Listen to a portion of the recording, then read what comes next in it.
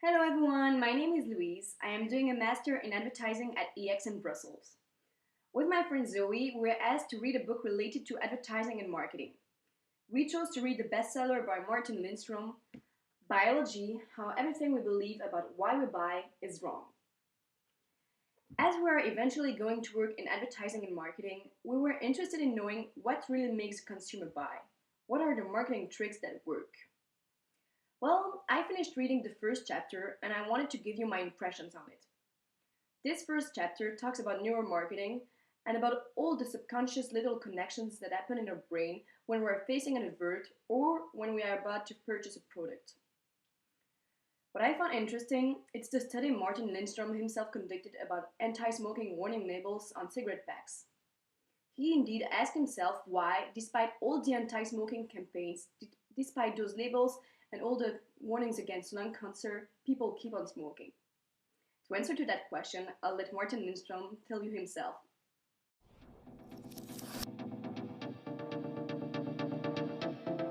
Health warnings on cigarette packs are mandatory. Surgeon General's warning, you know it, right? Or what about the European versions like stopping smoking reduces the risk of fatal heart and lung diseases? You got the point?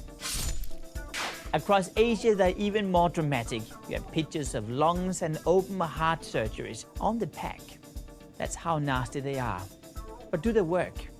Well, in fact, when we take a look at the numbers, the answer is no. In fact, from 2003 to 2006, we smoked 13% more, the same as 15 billion cigarettes every day, or 10 million cigarettes every minute. How come? What's the truth behind this? We wanted to find out. So we recruited smokers from across the world, placed them in huge scanners, and exposed them to those health warnings. We looked into an area called the nucleus accumbens. It's also called the craving spot or the pleasure zone. When you're addicted to alcohol, to drugs, to gambling, or to cigarette smoking, you'll actually see the nucleus accumbens fire up like a fireball. And what we learned was shocking. The fact is that those health warnings have absolutely no effect on our brain whatsoever. In fact, the total opposite was taking place. When people were watching those health warnings lying in the scanners, the nucleus accumbens were actually activated. They were certainly encouraged to want to smoke even more. So apparently, warning labels on cigarette packs only make people want to smoke even more. This is definitely something politicians need to think about. As for neuromarketing, it helps us understand the consumer brain much better. We all think we make purchase decisions based on rational arguments, but indeed, there is nothing more irrational and emotional than the human brain. Most of the time, when we buy a brand instead of another, it's because we are emotionally attracted to it. Neuromarketing studies are far more revealing than traditional qualitative and quantitative studies. Unlike human beings subconsciously do, the brain doesn't lie. As for me, I am interested in neuromarketing. Not only because it could help me become a better advertiser, but also because it could help all of us understand our consumer behavior, and does also help us protect ourselves. Hi everyone, I'm Zoe. After reading the book Buy-ology, I wanted to share a few facts with you. For instance, did you know that when we'll turn 66 years old, well, most of us will have seen approximately 2 million television commercials. Also, in 1965, there was only a 34% recall of all those ads. Then, in 1990, people seemed to have an 8% recall of the ads. And in 2007, the average person could name barely 2.21 commercials of those they had ever seen. Well, indeed, nowadays, we are in a clutter crisis, and it's impossible for us to memorize everything. Take, for instance, a goldfish. Well, that little animal has a working memory of more or less 7 seconds. As soon as he finishes a round of his aquarium, well, his life starts over. And that's exactly how we feel when we watch TV commercials. But why? First of all, we are in an ever-changing media environment. As a consequence, the filtering system in our brains has grown thick and self-protective. And second of all, there is a lack of originality on the part of advertisers. Now, let's speak about product placement, another way to get people's attention. This technique began to blossom in the 1930s. A good example for it is the movie E.T. from Steven Spielberg. The little boy, Elliot, uses Reese Pieces, it's a sort of candy, to lure the creature out of his hiding. Well, Spielberg didn't choose those candies at random. He first asked Mars and M&M's, who turned this offer down. Hershey, on the contrary, accepted, which was a very clever decision, because the sales of Reese Pieces tripled after the film release. The same happened for Ray-Ban in the movie Top Gun. But this technique doesn't work for everything.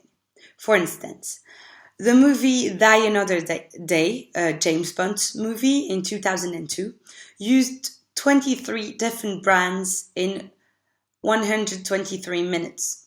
As a result, people get overwhelmed and don't memorize the brands. Microneurons are the reason why we have this tendency to imitate others. Well, sometimes when we see someone perform something, we simply mentally imitate the same action. Indeed, when we watch a movie or when we read an exciting book, we imagine ourselves as if we were the hero and we feel the same emotions. Martin Lindstrom understood the principle of microneurons and he applied it to marketing. Let me give you an example. A few years ago, I hated the Stan Smith shoes and I swore myself I would never buy them. But after seeing them on people's feet for weeks, I guess I just changed my mind. Again, microneurons. No matter how much we want to believe it, our purchase decisions are also influenced by what others buy. And that's again because of our tendency to imitate. A brand like Abercrombie & Fitch understood that. When you come into an Abercrombie store and you see all the beautiful and sexy sellers wearing Abercrombie clothes, you want to buy the same clothes to look as sexy and fit as they look. For marketers, microneurons plus dopamine is the secret cocktail to build brand loyalty and to drive us to buy more. As first consumers, it's also interesting to understand why sometimes we buy things we would never have bought in the first place. Hello, it's me again. You probably know what subliminal advertising is, but what you might want to know is if subliminal advertising actually has an influence on our behavior or if it does get essentially ignored by our brains. Well, according to Martin Lindstrom, there seems to be positive evidence that subliminal messages affect people's behavior. An experiment proved it by showing smiling or angry faces for a brief exposure to volunteers. Indeed, an emotional change takes place without the subjects being aware of the reason that caused it. And as a result, smiling faces can subconsciously get us to buy more stuff. In the first part, Louise spoke about how healthy warnings on cigarette packs encourage people to smoke instead of repulsing them. Well, with subliminal advertising, we managed to make even more tests and found out that images related to a cigarette brand like cowboys or camel in the desert cause even more cravings in the brain than the explicit advertising images. That is because when you're consciously aware that you're looking at an ad, you immediately raise your guard, whereas where there aren't any logos, you let your guard down. Can you actually imagine a world without any logos? No headlines, no taglines, no words. Well, this is actually where we are heading. Hi everyone, let me give you my thoughts about the last chapter of Buy-ology I read. It's about rituals and superstitions in marketing. Even if we all claim to be down on earth and to have a logical and analytical mind, we all have those little rituals and superstitions in our daily life. Like, for example, avoiding going under a ladder or crossing our finger when we read luck. We all know it's stupid, but we just can't help it. Actually, those rituals and superstitions are important because they give us the feeling we're in control in a world that's moving faster and faster. Well, in marketing, it's the same. We need rituals and superstitions. Indeed, rituals in marketing help us connect emotionally with brands. Take the example of Corona. To build brand loyalty, the brand created the ritual of having a Corona with a slice of lime. The Irish brand Guinness also created a ritual of slow pouring for their beer. It made the Guinness experience more memorable. Or think about Oreo and its ritual to pry open the cookie and lick the filling. What I mean is that if you want to give a sense of authenticity to your brand, you might consider building a ritual around it. Hi, I'm now going to speak about religion. That might sound boring, but did you know that the most successful brands are the ones that have the most in common with religion? To prove it, Martin Lindstrom had to find out what qualities characterize religion. He observed that every leading religion has 10 common pillars underlying its foundation. These pillars happen to have a lot in common with our beloved brands and products. The first one is the sense of belonging. When you see someone wearing the same brand as you feel kind of closer to that person. The second one is a clear vision. So most companies have a clear mission, just like religions. Then 3 is the power over enemies. Religious conflicts have always existed. Indeed, the us vs them mentality can be seen a lot in the consumer world as well. 4, the sensory appeal. Certain products or brands evoke feelings and associations based on how they look, feel, or smell. Well, the ambience, like the one you have in a church, is important here. Then, the 5th pillar is storytelling. Every successful brand has stories connected to it. Point 6 is grandeur. Many companies work to inspire feelings of wonderment. Just like temples and cathedrals, for instance, that try to preserve the sense of grandeur. The 7th pillar is evangelism. Evangelism is the power to reach out and secure new acolytes. Isn't it the purpose of most of the brands? Number 8 is symbols. We are not speaking about logos here, but about symbols such as the Nike bracelet that became a wristband to raise cancer awareness. Well, they have a powerful impact on why we buy. Then point 9 is mystery. When it comes to brands, mystery can be just as effective in attracting our attention. For instance, Coca-Cola with its secret recipe. And the last one is the rituals. Whether we are aware of it or not, all these factors contribute to what we think about when we buy. So finally, studies showed that there is no difference between the way subjects' brain reacts to powerful brands and the way they react to religious icons and figures. Hey, I went further in my reading of biology and this time I learned about somatic markers. Here's a question for you. When you buy one specific brand instead of another, why did you decide so? Do you have a rational reason to have chosen that brand? Well, actually, the purchase decision that you thought was rational was indeed unconscious. Your brain made a shortcut between a lifetime of memories and association and what the product evokes you. Let me give you an example. Let's say you are grocery shopping and you want to buy chocolate paste, but you don't know what brand to choose between Côte d'Or, Lotus, Deli Nut, Banania, Nutella, and the knockoff brand. The biggest chance is that you'll end up choosing Nutella, thinking that you made a rational choice because obviously it's the best quality and it's not too expensive. But actually, unconsciously, you associated Nutella with childhood memories. That's what semantic marketers do. They connect our life experiences to products and brands. Indeed, without semantic markers, we wouldn't be able to make any purchase decision. We wouldn't be able to make any decision at all. The best-selling brands all use semantic markers to associate their brand or products with positive emotions and memories. It also works very well with humor. And surprisingly, also with fear. The fear of feeling less safe if we don't use that product. If you have to think of the world's most recognized and best liked smell, what would it be? Maybe chocolate or money? But think about the Johnson's baby powder. Can you smell it? It probably reminds you your childhood and being fed by your mother. And that is the reason why companies use scents like vanilla which is found in breast milk, because they provoke certain associations.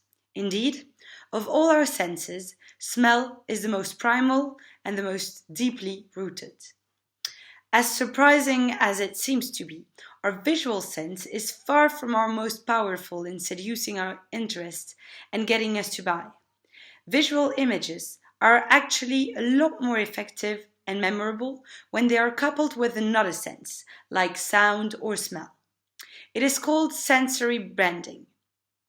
Also, colors can be very powerful in connecting us emotionally to a brand.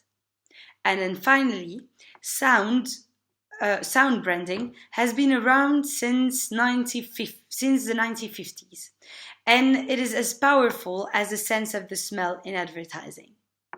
But not always. Nokia, one of the most popular brands in the world, has a very recognizable ringtone.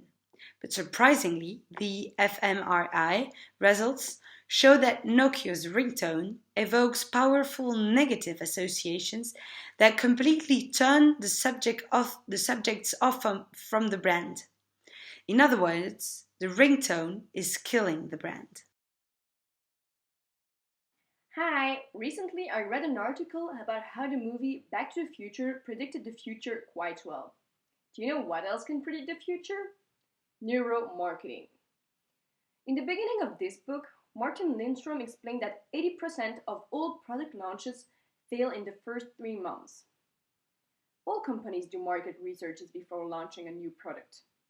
Yet often, even though potential consumers claim to be excited about the new product, the product fails. That's not because consumers lie. It's just that they're not always conscious about their real purchase behavior. That's when neuromarketing comes in. As I told you earlier, the brain doesn't lie. Neuromarketing researches succeed where traditional market researches have failed.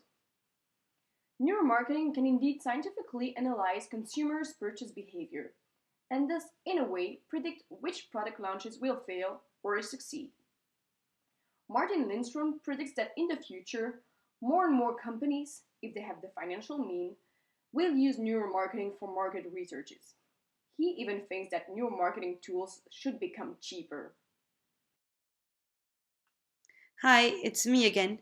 We will now speak about the last topic, that is sex in advertising. Well, sex in advertising is really everywhere.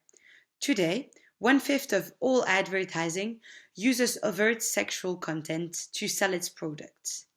Suggestions of sex is not only used for clothing and perfumes, but other companies, such as casinos, cameras, restaurants, are also applying this technique.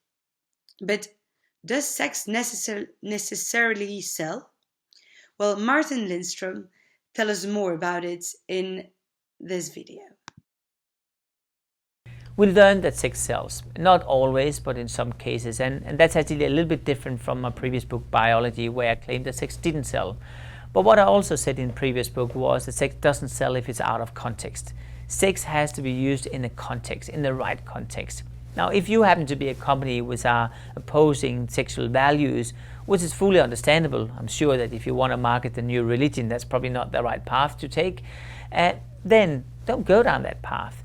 I think the most important thing is to be honest and true to your brand and product and to the consumer, and be very transparent. And just to use those quick labels and tricks which I'm outlining in the book, which companies are using to persuade you to buy more, is not necessarily smart always. You have to be authentic, because consumers sooner rather than later will find out that actually you are lying to them. And once that happens in the world of social media, forget about it, then you're dead.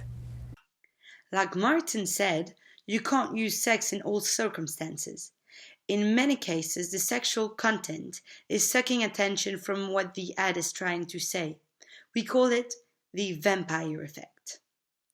But if sex and beauty don't necessarily sell products, why are they so prevalent in marketing and advertising? Actually, thanks to our mirror neurons, looking at those idealized bodies makes people feel as confident and sexy as those bodies were theirs. According to Martin Lindstrom, sexual ads will be more subtle in the future. They'll only suggest or propose and leave the rest up to our imagination. We hope you enjoyed our videos and that you learn new things from them in a pleasant way. If you want to know more about these topics, we really recommend you the book Buy-ology from Martin Lindstrom, an interesting book full of relevant examples of our everyday lives.